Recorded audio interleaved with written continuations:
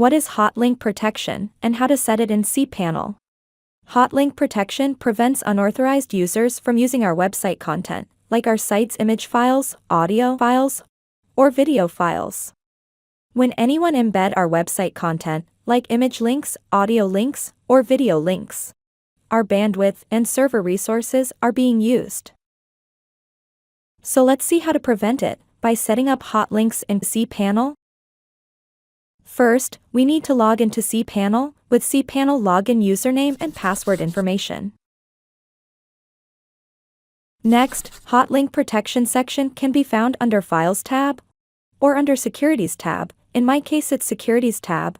It can vary in different hosting sites. In this section, we can specify the domains or websites we want to allow for hotlinking to our own site files. In this section, we can enter the file's extensions to block direct access, like the image file extensions, audio files extensions, and our video file extension.